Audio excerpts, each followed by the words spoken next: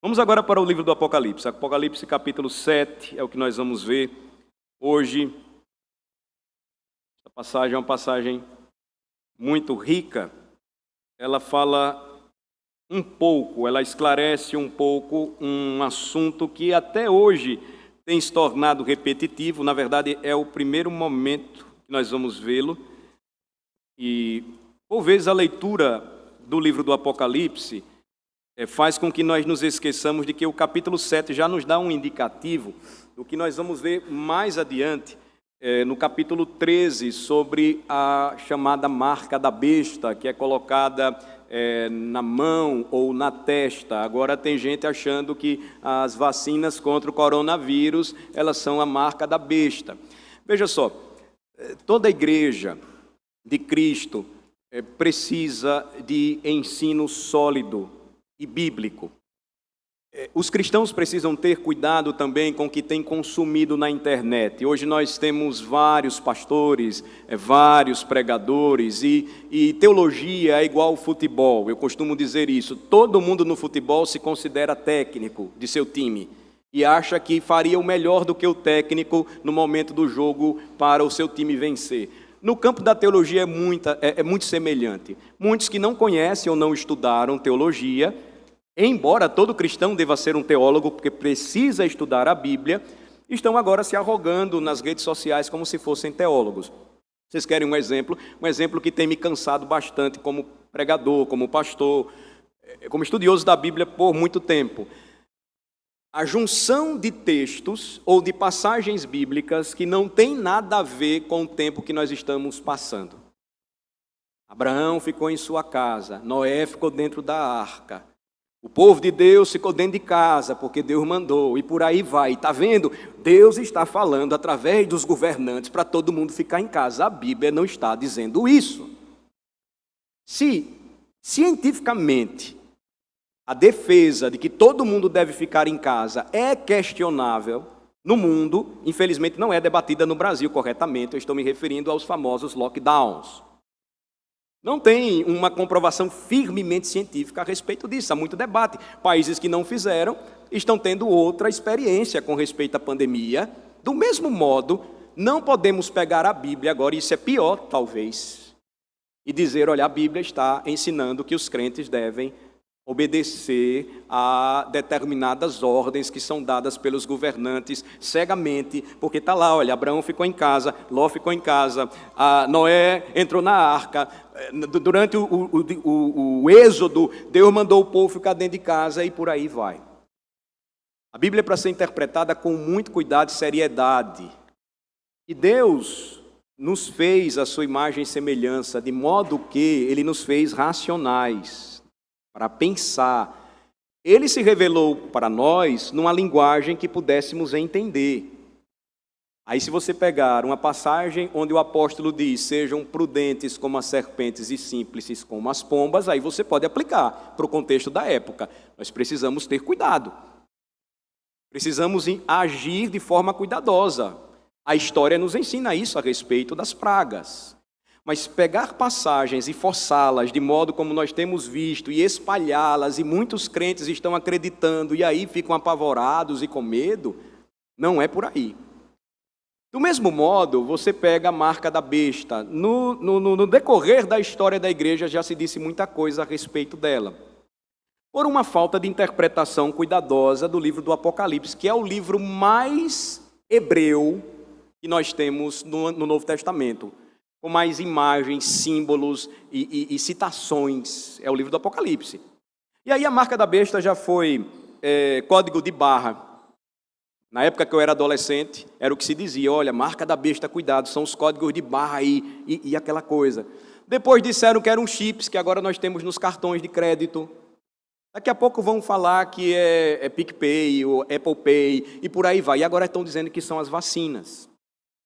Apocalipse 7 já vai nos instruir, já vai nos mostrar algo importante a respeito desse assunto. É uma das questões que nós vamos abordar hoje.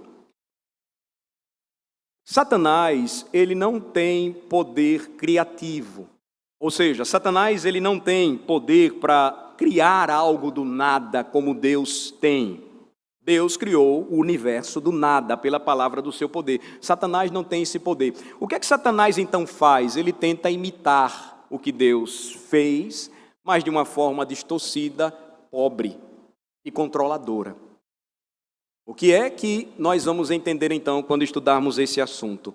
Que Apocalipse 13, que nós vamos ver mais à frente, e se refere à famosa marca da besta, é mais um símbolo a respeito da tentativa de Satanás e dos governos de trevas, ou reinos de trevas, de exercer controle sobre os homens. E o controle sempre foi exercido através de marcas, mas nem sempre estas marcas elas são tatuadas, elas são impressas. Na história, sim, você pode percebê-las, mas a maior parte delas nunca foram.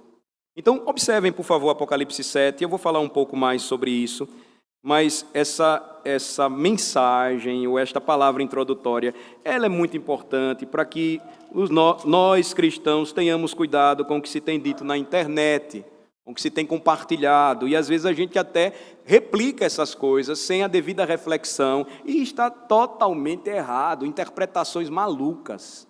Na verdade, boa parte delas defendidas por aqueles que querem ficar em casa, não no sentido de cuidado, mas de achar confortável ficar adorando em casa, o que, na verdade, não é um ensino precisamente bíblico.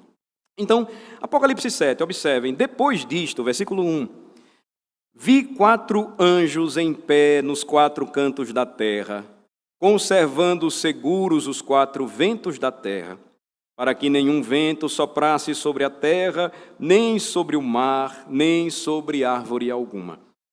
E outro anjo que subia do nascente do sol, tendo o selo do Deus vivo, e clamou em grande voz aos 4 anjos, aqueles aos quais fora dado fazer dano à terra e ao mar, dizendo: não danifiqueis nem a terra nem o mar, nem as árvores, até selarmos na fronte os servos do nosso Deus. Vocês estão percebendo aí? Selar na fronte. Capítulo 13 fala também da marca da besta, selando na fronte. Acompanhem o raciocínio. Então, versículo 4, ouvi o número dos que foram selados, que era 144.000 de todas as tribos dos filhos de Israel. Da tribo de Judá foram selados 12.000, da tribo de Ruben 12.000, da tribo de Gade 12.000, da tribo de Asser 12.000, da tribo de Naphtali 12.000, da tribo de Manassés, 12.000, da tribo de Simeão, 12.000, da tribo de Levi, 12.000, da tribo de Issacar, 12.000, da tribo de Zebulon, 12.000, da tribo de José, 12.000, da tribo de Benjamim foram selados 12.000. Até aqui a leitura, inicialmente, vamos trabalhando e sem pressa. Se não conseguirmos abordar todo o capítulo 7 hoje, nós continuaremos posteriormente. O que é que nós vemos aqui? Os 3 primeiros versículos do capítulo 7, inicialmente. Vemos o Senhor selando os seus servos com o seu selo. Em que lugar? Em suas testas. Nós temos a expressão fronte aí, mas é na própria testa. Lugar importante. Nós vamos ver mais adiante a sua razão. O que é que nós já vimos no capítulo de número 6? 6 selos foram abertos. Lembrem-se que o pergaminho, o rolo do livro sobre o juízo, que contém os juízos de Deus, sobre a nação israelita e sobre os homens religiosos do povo de Deus que haviam rejeitado a Jesus, crucificado a Jesus e se rebelado contra ele no primeiro século. 7 selos fechavam perfeitamente esse pergaminho, esse rolo. Na visão de João, no capítulo 6, ninguém na terra ou nos céus era capaz de abri-lo. João chora muito por conta disso e ele é consolado quando ouve a respeito de que que é chamado Leão de Judá, o Cordeiro, era o único apto, e esta era a razão da esperança que João deveria encontrar para abrir aquele pergaminho, ou seja, rompendo cada um daqueles selos. Os 6 primeiros selos foram abertos, e nós já vimos, antes que o 7º e o último também fosse rompido. Você vai perceber que o 7º selo só será aberto no capítulo 8 aí do Apocalipse. Vamos continuar pensando então. O que é que o apóstolo João então vai nos oferecer aqui no capítulo 7? Uma reprise dos primeiros 4 selos que vimos no capítulo 6. Ele vai falar sobre eles. Você deve lembrar que os primeiros 4 selos revelaram as forças destrutivas dos 4 cavaleiros do Apocalipse. Liderados pelo primeiro deles, que montando um cavalo branco, vencendo e para vencer, é o próprio Rei Jesus. Os juízos que o acompanham são representados por cavaleiros que o seguem: a guerra, a peste e a fome. Todos eles seriam derramados sobre a antiga Jerusalém. Agora, o que nós temos aqui no capítulo 7? Observem, nos versículos iniciais. Versículo de número 1, nós temos 4 anjos que estão localizados nos 4 cantos da terra, segurando os poderosos e destrutivos 4 ventos da terra. A palavra na literatura judaica, na literatura hebraica, para espírito é a mesma para vento. Então, nós podemos fazer aqui uma conexão com uma passagem interessante. Nós já estudamos há alguns anos o livro do profeta Zacarias. Em Zacarias capítulo 6, nós também temos a figura de 4 cavaleiros. Vamos lá, Zacarias capítulo 6. Vejam só, lá no Antigo Testamento, no livro de Zacarias, você vai encontrar também cavaleiros a serviço do rei. Zacarias capítulo 6, a partir do versículo 1. Na 8ª visão, o que vê o profeta? Outra vez levantei os olhos e vi. E eis que 4 carros saíam dentre 2 montes, e estes montes eram de bronze. Aqui os cavaleiros montavam carruagens de guerra, muito comuns naquele tempo. No primeiro carro, os cavalos eram vermelhos, no segundo, pretos, no terceiro, brancos, e no quarto, baios. Todos eram fortes. Então perguntei ao anjo que falava comigo: que é isto, meu senhor? Respondeu-me o anjo. E aqui observem a sua semelhança com Apocalipse 7. São os 4 ventos do céu.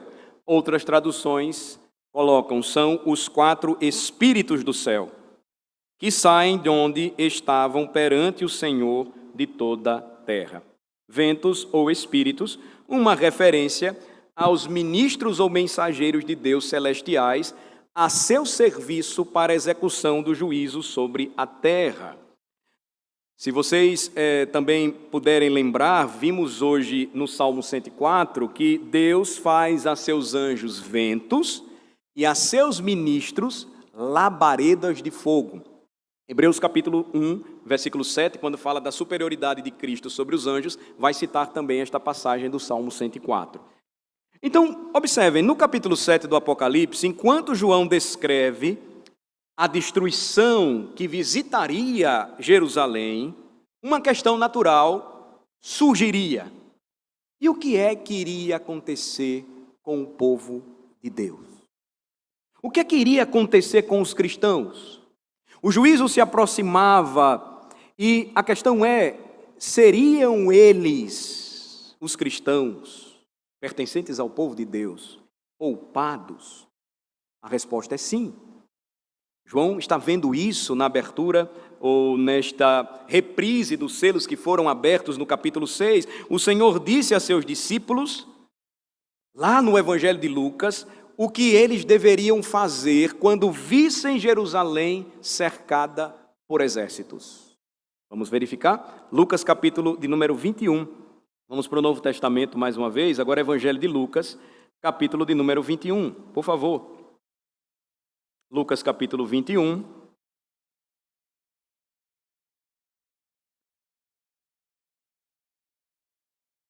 Interessante que Jesus, ele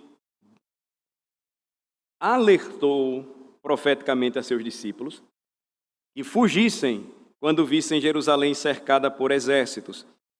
Apocalipse 21, ou Lucas, perdão, capítulo 21, Lucas 21, versículo 20 e 21. Versículo 20 diz assim: quando, porém, virdes Jerusalém sitiada de exércitos, sabei que está próxima a sua devastação.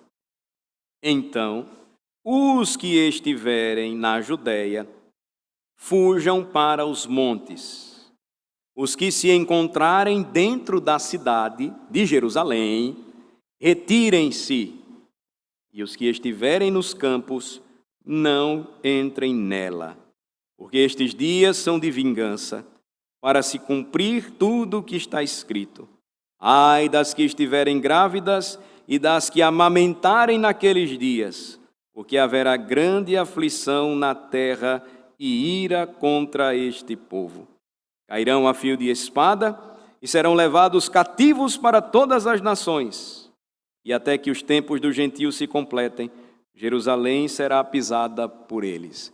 Eu lembro que quando casei e fui para o seminário estudar em 2000, e fui apresentado a um dos professores que eu então desfrutaria de uma grande amizade e aprendizagem. Lembro que a pergunta que ele fez para mim, na verdade, escatologicamente, jamais seria a que eu iria defender hoje. Eu lembro que, recém-casado, fui primeiro domingo à igreja, e lá ele era pastor auxiliar, e ele disse assim: e você casou? Eu era muito novo, estava com minha esposa, e ele disse: e o que é que você pensa sobre a passagem que diz, ai das que estiverem grávidas?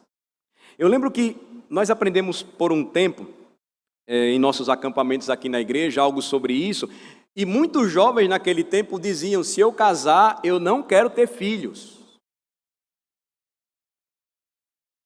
Não era o nosso pastor que ensinava isso não para a gente.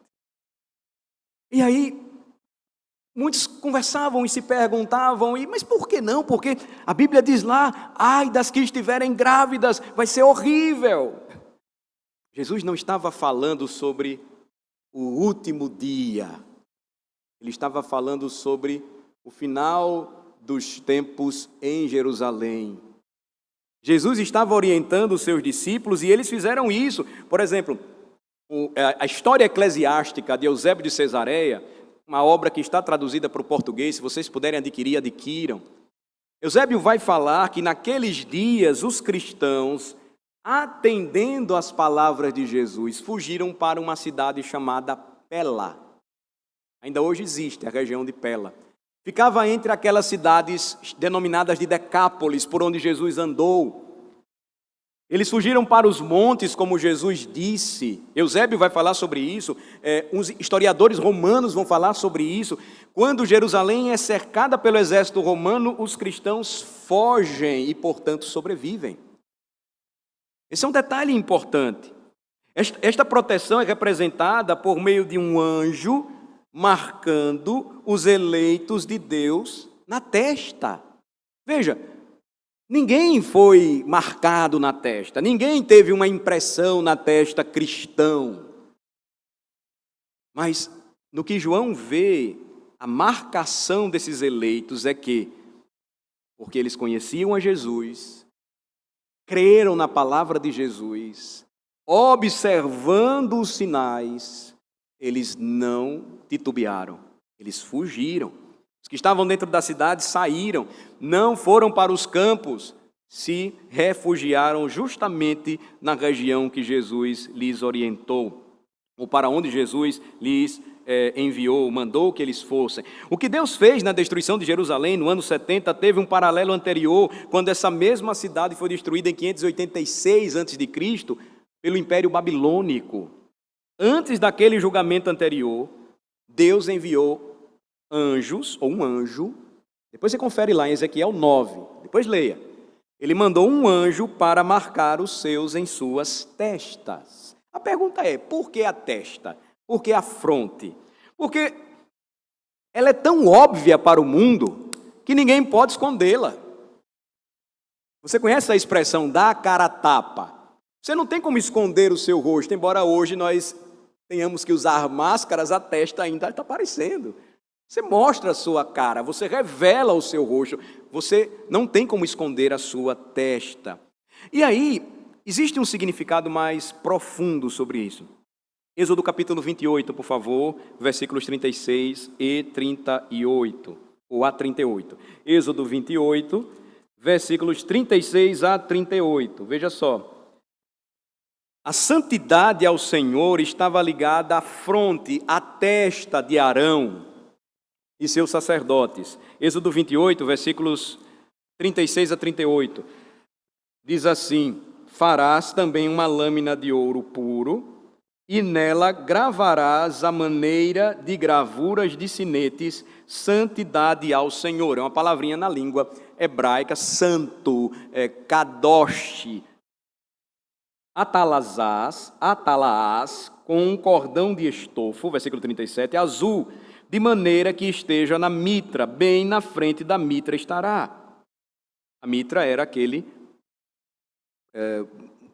chapéu que era colocado na cabeça do sacerdote.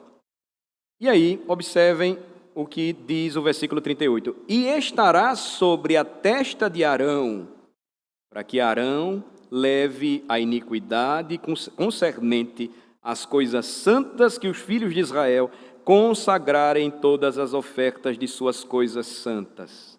Sempre estará sobre a testa de Arão, para que eles sejam aceitos perante o Senhor. O que é que vai acontecer de uma forma diretamente contrária? Apocalipse 17, o nome da grande prostituta ou meretriz estava preso à sua testa. A marca da besta, sem a qual ninguém poderia comprar ou vender, era uma marca na mão direita ou na testa. Apocalipse 13, como eu citei para os irmãos, e a gente vai estudar depois com mais calma. Qual o significado disso na visão que João tem? Que Satanás sempre fará uma paródia grosseira do que Deus exigia do seu povo. Amarrar a sua lei em sua mão direita e em sua testa. Deuteronômio 6. Atar a palavra na mão e na fronte. Deuteronômio 6:8, precisamente, fala sobre isso. Qual a lição para nós aqui, então, irmãos?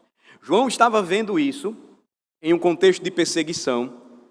Esta mensagem do Apocalipse ainda hoje para o povo de Deus. Nossa lealdade a Cristo deve ser tão óbvia para o mundo quanto a nossa testa. De forma muito simples.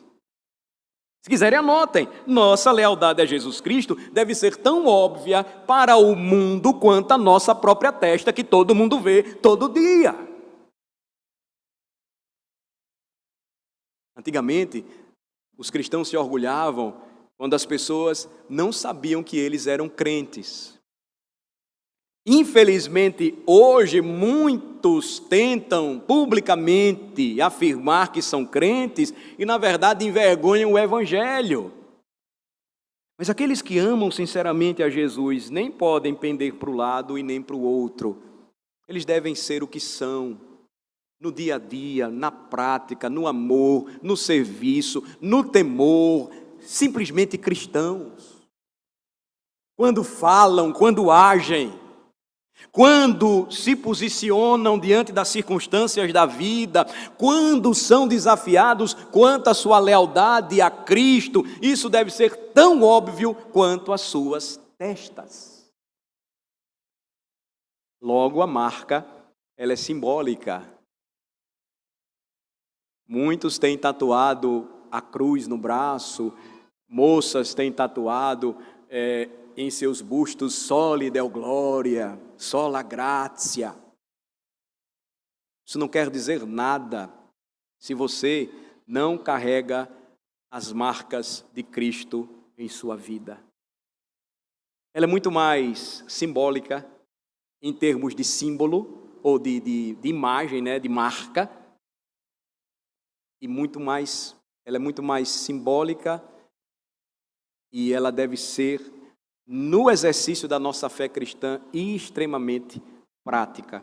Era o que, então, João estava aqui ouvindo da parte de Jesus.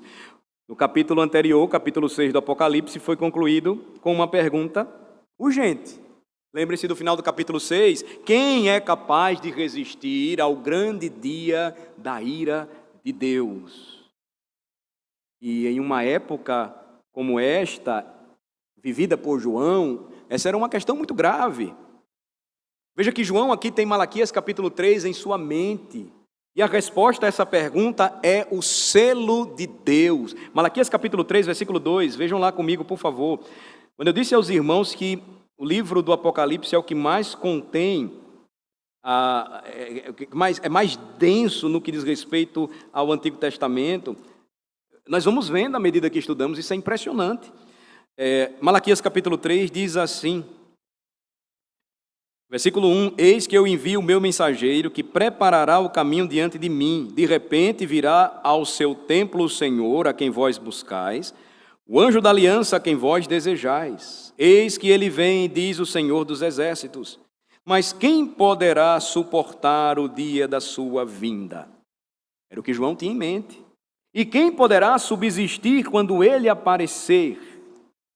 Porque ele é como o fogo do ourives e como a potassa dos lavandeiros. Ou seja, em seu juízo, ele viria e purificaria o seu povo. Israel, com o seu antigo sistema de sacrifícios, de sacerdócios, a cidade santa, onde Deus escolheu habitar, ela já não seria mais. Quantos séculos se passaram, irmãos, e os judeus já não têm o templo e não adoram como adoraram antes do ano 70, quando tudo foi destruído. João tinha em mente, então, esse juízo que se aproximava, e a resposta que ele vai encontrar é: quem é capaz de resistir no dia da grande ira de Deus? A resposta é: aqueles que estão selados pelo próprio Deus. O selo de Deus é a resposta. Assim, aqueles 4 anjos estavam segurando os 4 ventos da destruição, anteriormente descritas na terra, e esses anjos foram instruídos, orientados a restringir o julgamento, até que um 5º anjo, ascendendo para o leste, como um sol nascente, com um selo em sua mão, fosse capaz de aplicar os selos nas testas dos próprios filhos de Deus. A orientação, então, do Senhor é que eles não machucassem a terra, o mar ou as árvores, até que o selo de Deus fosse aplicado em seus filhos e filhas. Deus nunca envia seus juízos, jamais esqueçam disso, antes de enviar o seu anjo para selar os seus filhos. Ele nunca envia os seus juízos antes de enviar os seus anjos, ou o seu anjo selador, para proteger os seus filhos.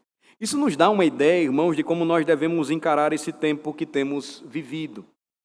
Nós temos falado muito sobre a necessidade dos cuidados, protocolos e prudências que devemos ter, mas nós não podemos deixar de fazer aquilo que é direito nosso dado pelo Senhor, em nossa peregrinação, de agir enquanto muitos não agem, de fazer o que deve ser feito. Recomendo que vocês leiam com cuidado a pastoral desse domingo. Ela vai lembrar a nós que antes das igrejas possuírem edifícios, no 1º século, já tinha abrigo para os idosos sem famílias, para as crianças largadas nas ruas, hospitais, na estrutura, obviamente, de hospitais naquele tempo, lugares para a educação ser aplicada. Os cristãos agiram no decorrer da história. Eles não tinham antibióticos, analgésicos, antitérmicos, que nós temos hoje, mas eles nunca pararam de servir. No tempo em que, ao ver um leproso, ele precisava gritar para a população: saiam daqui, fujam, porque eu sou leproso. Os cristãos nunca deixaram de cuidar, manter leprosários. Eu não sei se você já viu alguém no estágio avançado de lepra, é triste e deprimente. Mas os cristãos nunca deixaram de assistir essas pessoas marginalizadas pelo mundo. Em tempos de guerra, em tempos de fome, os cristãos, porque foram selados pelo Senhor, foram desafiados a agir. As ondas que iam e vinham da praga, chamada peste negra na Idade Média, muitos amigos de Calvino e de Lutero morreram. Pastores que se dedicaram a visitar e assistir aqueles que estavam morrendo, porque ninguém mais queria fazer isso. Não queriam mais sepultar os mortos. O pavor e o medo tinham tomado conta da população. Isso não quer dizer, irmãos, que nós somos mais corajosos, mas que a nossa visão de mundo, porque é diferente, nos faz lembrar que este selo de Deus nos garante que até mesmo após a morte nós temos vida. Nós temos vida. Para a gente finalizar, eu vou ficar só com a primeira aparição dos 144 mil. Essa é uma passagem também muito curiosa. Uma seita muito conhecida gosta de utilizar esta passagem para dizer que este é o número total daqueles que serão salvos. É curioso que mais adiante, os 144 mil ocorrem novamente, e no livro do Apocalipse diz que são aqueles que não se misturaram, envolveram com mulheres, ou seja, homens, e que não tiveram relação sexual, não se casaram. Então, é uma interpretação totalmente fora da linguagem que nós temos percebido no Apocalipse, é fortemente simbólica, mas não sem sentido. Então, veja, versículos 4 a 8 agora, do Apocalipse 7.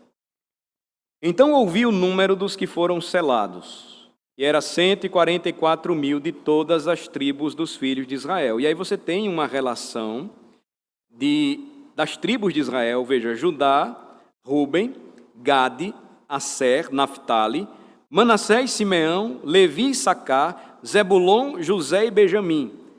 Cada uma dessas tribos tendo 12 mil sendo selados. Chegamos então aos famosos 144 mil. Agora, antes de trabalharmos o que representa esse número, devemos considerar primeiramente como ele foi derivado. Talvez você se pergunte, de onde vem esses 144 mil? Lembre-se que esses números eles não são aleatórios, não estão aqui por acaso. Uma unidade básica no antigo Israel era formada por 1000 homens. Você vai encontrar isso em Números capítulo 31. Então, uma unidade básica do exército do antigo Israel era composta por 1000 homens. Se nós pegarmos o número de tribos, que é 12, e aí os jovens afiados, aprovados aí no Enem, SISU, vestibulares e que estão se preparando também, podem me ajudar. Pegamos o número de tribos, que é igual a 12, elevamos ao quadrado esse número e obtemos o quê? 144. Em qualquer matemática, não é? Aqui na China. Se multiplicarmos por 1000, teremos então um número simbólico para o exército de Israel. 144 mil. É algo bem simples. Agora, uma outra coisa que devemos observar aqui é o fato de que as tribos, elas estão listadas, mas não na sua ordem normal. Vocês perceberam? Fora de sua ordem normal. A tribo de Judá vem primeiro. Aqui, em Apocalipse 7. Por quê? Porque é a tribo de Cristo. Ela vem primeiro. A tribo de Dan, ela desaparece e José é listado como uma tribo. Em vez... a tribo de Dan está desaparecida e José é listado como uma tribo aqui em vez de Efraim. Então você tem José, ele está no lugar de Efraim e a tribo de Dan, ela desaparece.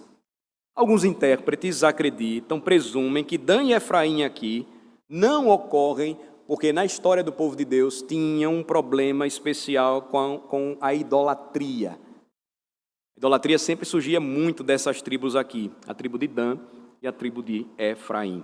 Então, entre aqueles que acreditam que o livro do Apocalipse foi amplamente cumprido no primeiro século da era cristã, existe uma suposição que é muito comum.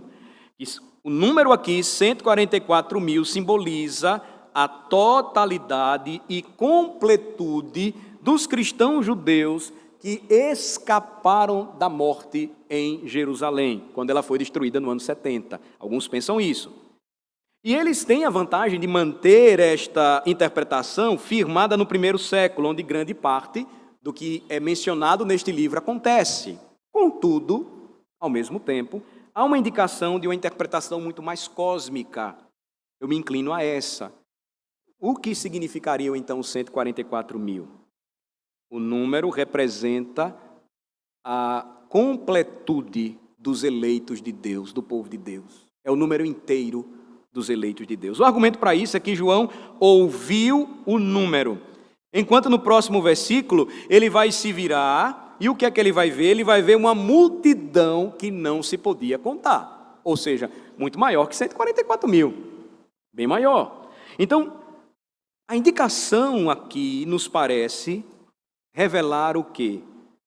O eleito de Deus está sendo representado aqui em uma quantidade completa, mas ao mesmo tempo cósmica, ou seja, espalhada pelo mundo.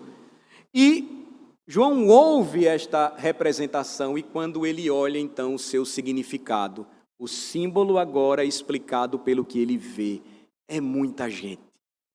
É uma multidão inumerável. Esta é uma abordagem que muitos intérpretes reformados defendem. Alguns pensam que é estranho que a igreja cristã seja listada aqui como uma tribo, mas isso é adequado quando nós percebemos que este símbolo é aplicado à igreja no Novo Testamento. Vejamos, Gálatas capítulo 6, por favor. Gálatas capítulo de número 6.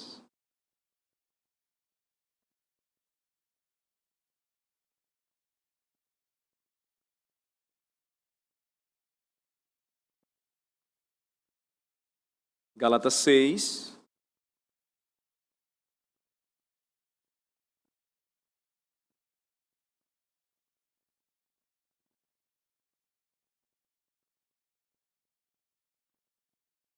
versículos 15 e 16. Pois nem a circuncisão é coisa alguma, nem a incircuncisão, mas o ser nova criatura. Agora olhem só o 16. E a todos quantos andarem de conformidade com esta regra, paz e misericórdia sejam sobre eles e sobre o Israel de Deus. A carta aos Gálatas, ela vai combater veementemente o chamado movimento judaizante, ou seja, aquela doutrina falsa que estava sendo ensinada nas igrejas da Galácia. Galácia era uma região composta de várias igrejas, de que além de você crer em Cristo como seu Senhor e Salvador, você ainda precisava observar determinadas práticas do judaísmo que já havia caducado em Cristo. O velho mundo já havia sido demolido, agora aqueles que estavam em Cristo eram nova criação. E observem que aqueles termos pactuais, eles são utilizados sem nenhuma dificuldade pelos apóstolos. Vocês lembram lá de Pedro, em sua primeira carta, capítulo 2? Vocês são raça eleita, povo de propriedade exclusiva de Deus, nação santa. Então, são símbolos que não eram estranhos, eles eram perfeitamente aplicáveis. Agora, depois de Gálatas, você tem Efésios. Vamos para Efésios capítulo 2. Um outro exemplo. Não vou enchê-los de exemplos, não. Só mais este aqui. Efésios 2, versículo 12. 11 e 12, diz assim. Efésios 2, versículos 11 e 12. Portanto, lembrai-vos de que outrora vós, gentios na carne, chamados incircuncisão por aqueles que se intitulam circuncisos, uma referência de como os judeus, israelitas, chamavam os não-judeus, conhecidos como gentios, por mãos humanas. Versículo 12.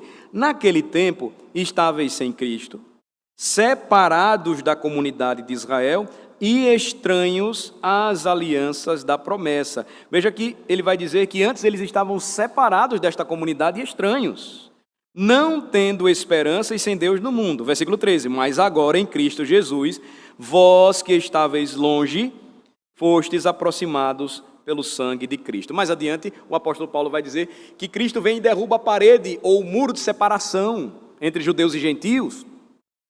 Ele vai lembrar agora, quando ele escreve às igrejas gentílicas, ou seja, as igrejas que agora eram formadas por não-judeus, outros povos assim como nós, que os que estavam em Cristo, os da fé, é que de fato eram os verdadeiros filhos de Abraão. Falava sobre isso aqui quarta-feira. O que nos une, irmãos, isso é muito, muito maravilhoso. É uma prova da maravilhosa graça de Deus. O que nos une como cristãos, o que nos faz irmãos, não é a filiação sanguínea, mesmo sangue que corre nas minhas veias, sendo o mesmo sangue que corre na sua. Num aspecto criacional, nós poderíamos chegar a essa conclusão, porque todos somos filhos da mesma mãe, Eva. Mas eu estou dizendo no sentido de família. Eu tenho a minha, você tem a sua. O que é que nos une como cristãos, de modo que nós podemos nos chamar irmãos? A nossa filiação não é pelo sangue que corre em nossas veias, mas pelo sangue que foi derramado na cruz do Calvário por nosso Cristo em favor de seu povo. Por isso que nós somos um corpo. E este corpo não sobrevive se estiver separado. Eu acho curioso muitos que defendem a causa da igreja perseguida, não sentirem falta de vir à igreja. No mundo isso está acontecendo. O que nós estamos sentindo é um pouco do que os nossos irmãos, que estão ligados a nós pelo mesmo sangue derramado, não têm por anos, por décadas. O privilégio de vir adorar a Deus. Queriam poder adorar a Deus publicamente, mas não podem fazer isso. Então aqui nós temos esse importante ensino. Eu agora quero terminar, eu acredito que vai dar. Vai dar aqui porque essa última parte ela é mais extensa, mas as suas aplicações são mais diretas. Vamos voltar para Apocalipse 7, agora dos versículos 9 a 17, nós temos uma referência à igreja militante e triunfante. A partir do versículo 9, então, observem, Apocalipse 7. Depois destas coisas, vi. Aquilo que nós estávamos falando. João primeiro ouve sobre os 144 mil. A partir do versículo 9 agora, depois de tudo aquilo, ele vê. E o que ele vê em sua visão dada por Jesus? E eis grande multidão, e ninguém podia enumerar, de todas as nações, tribos, povos e línguas, em pé diante do trono e diante do Cordeiro, vestidos de vestiduras brancas com palmas nas mãos, e clamavam em grande voz, dizendo: ao nosso Deus que se assenta no trono e ao Cordeiro pertence a salvação. Todos os anjos estavam de pé, rodeando o trono, os anciãos, os presbíteros e os 4 seres viventes, aqueles anjos poderosos. E ante o trono se prostraram sobre o seu rosto e adoraram a Deus, dizendo: Amém. O louvor e a glória e a sabedoria, e as ações de graças e a honra e o poder, e a força sejam ao nosso Deus pelos séculos dos séculos. Amém. Um dos anciãos tomou a palavra dizendo, um dos presbíteros: estes que se vestem de vestiduras brancas, quem são e de onde vieram? João então responde: meu Senhor, tu sabes. Então ele me disse: são estes os que vêm da grande tribulação. Lavaram suas vestiduras e as alvejaram no sangue do Cordeiro. Razão porque se acham diante do trono de Deus e o servem de dia e de noite no seu santuário, e aquele que se assenta no trono estenderá sobre eles o seu tabernáculo. Jamais terão fome, nunca mais terão sede, não cairá sobre eles o sol nem ardor algum, pois o Cordeiro se encontra no meio do trono, e se encontra no meio do trono os apacentará e os guiará para as fontes da água da vida, e Deus lhes enxugará dos olhos toda lágrima. Ouvimos o número dos 144 mil. João, tendo ouvido a respeito desse número agora, ele se vira e o que ele vê, a linguagem, ela é semelhante, lembrem-se. Um exército era formado em Israel, primeiramente, com uma tropa de 1.000 soldados. Uma tropa completa, a visão aqui, somada às tribos, 144.000 soldados, formando uma grande tropa. João se vira e o que ele olha e vê é uma tropa que não se poderia contar, inumerável hoste de soldados de Cristo Jesus. Ele então vai mostrar que esta grande multidão, ela formava o grupo dos remidos do Senhor nos céus. Vestida de branco, a tropa estava, simbolizando a pureza, segurando ramos de palmeira, que simbolizava a vitória sobre a grande batalha contra o seu inimigo. Eles se colocavam diante do trono e do Cordeiro e clamavam em alta voz louvores ao Senhor. Vejam que interessante, irmãos, quão alto pode ser o som do louvor de uma tropa inumerável. Pessoas e mais pessoas, filhos e filhas, adultos, jovens e velhos, crianças, tribos, nações, povos e raças, multidão inumerável, cantando louvores ao Senhor. Clamaram para atribuir a salvação a Deus, o Deus que estava sentado no trono, e também ao Cordeiro de Deus que tira o pecado do mundo. E nesse ponto aqui, os anjos, os 24 presbíteros representando a igreja na antiga e nova dispensação da aliança, os 4 seres viventes, anjos poderosos, se curvam para adorar a Deus e o que dizem? Amém. O louvor e a glória e a sabedoria, as ações de graças e a honra e o poder e a força sejam ao nosso Deus pelos séculos dos séculos. Amém. Um dos presbíteros pergunta a João se ele conhecia a identidade daquela grande multidão. João diz: eu não sei, meu Senhor. E ele vai dizer: são aqueles que saíram da grande tribulação. Se essa multidão, irmãos, for identificada com a igreja através dos tempos, isso significa que a grande tribulação se refere a algo maior do que a tribulação que cairia sobre Jerusalém em apenas alguns anos. E aqui nós percebemos que, embora a queda de Jerusalém seja um tema importante no livro do Apocalipse, essa visão global também nos mostra a realidade de que o Senhor continuará a guardar, guiar, proteger e conduzir triunfantemente o seu povo rumo à vitória. Eles saíram da grande tribulação. É uma imagem da igreja militante. A igreja é o povo de Deus que deve combater o bom combate nesta terra, que deve servir ao Senhor com fidelidade, que deve ter um testemunho tão óbvio para o mundo quanto tem as suas testas expostas todos os dias em suas casas, ruas, trabalhos, escolas, centros acadêmicos. Quem são eles? Aqueles que lavaram suas vestes brancas no sangue do Cordeiro. Militaram, lutaram e agora experimentam um triunfo perante o trono da graça de Deus, com ramos de palmeiras nas mãos. Estão louvando aquele que está sentado no trono e ao Emanuel, o Deus conosco. Eles habitam entre eles. Eles moram com eles. Que imagem maravilhosa.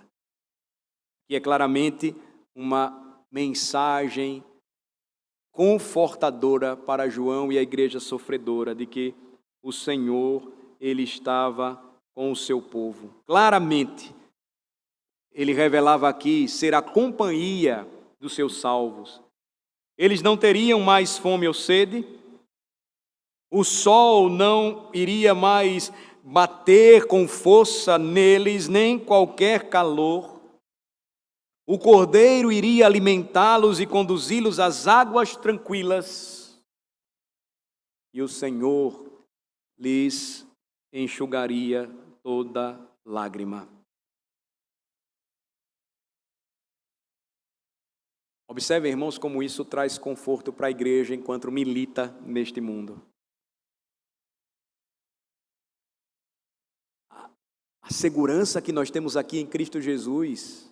Paulo, escrevendo aos Efésios, diz que em Cristo nós já estamos sentados com Ele nos lugares celestiais. É tão forte quanto aquela que os santos de Deus, que já triunfaram e aguardam a ressurreição, desfrutam nos céus.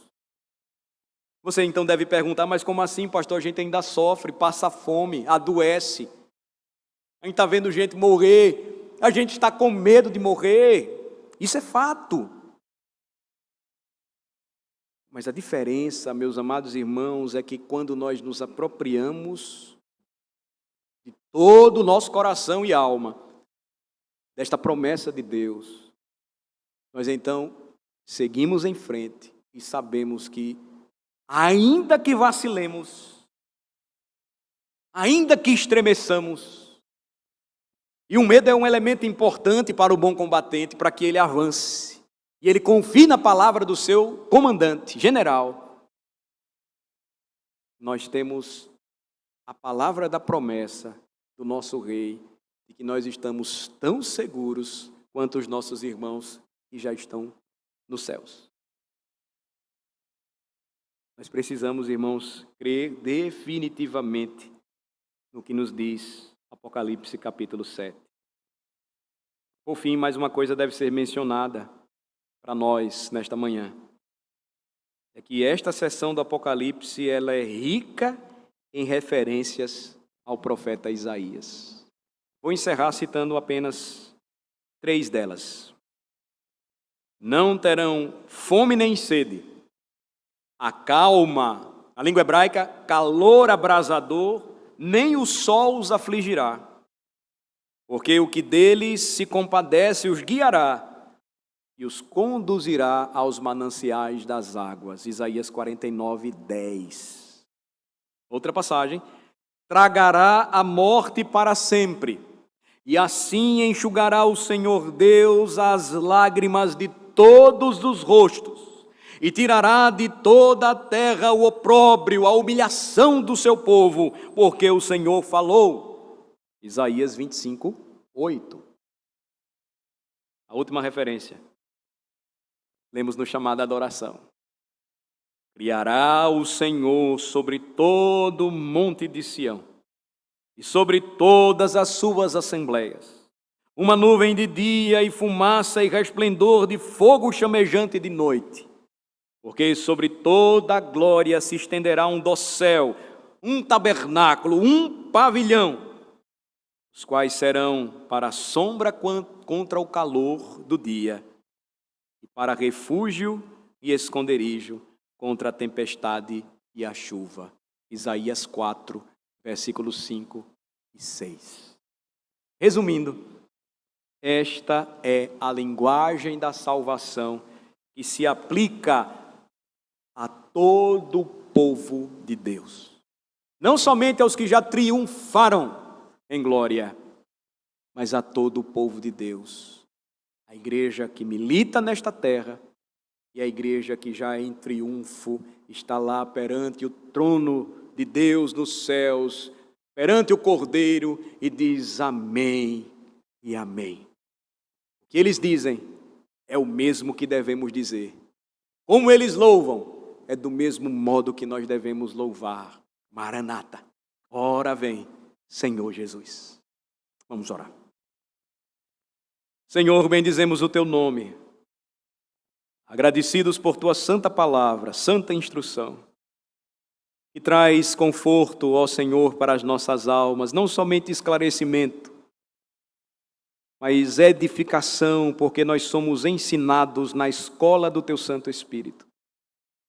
Ajuda-nos, ó Senhor, em meio às nossas limitações, vencermos as barreiras do tempo, da cultura, da linguagem, da simbologia do livro do Apocalipse, a fim de que não tenhamos medo deste livro, não o interpretemos de maneira equivocada, mas de forma temente, santa e piedosa, procuremos entender esta preciosa mensagem. E lembrar que ela traz uma mensagem de salvação para todo o povo de Deus. Ajuda-nos, Senhor, nestes tempos difíceis pelos quais passamos, a não esquecermos quão preciosa palavra é a que vem do Senhor, para nos fortalecer, para nos animar, nos encorajar, para nos fazer esperar sempre no Senhor, porque no Senhor está o nosso refúgio, do Senhor vem a nossa salvação. Agradecemos por Jesus Cristo, Cordeiro de Deus, que nos lavou com o seu precioso sangue, que nos vestiu com vestes de pureza e santidade e nos purifica de todo pecado. Ele é a garantia da nossa salvação, é a garantia do nosso sucesso enquanto militamos neste mundo, é a garantia do nosso sucesso quando triunfarmos no dia final. Ajuda-nos, Senhor, ajuda-nos a seguirmos adiante, cheios de fé, de alegria no Senhor, porque Tu és a nossa força. Em nome de Jesus oramos. Amém.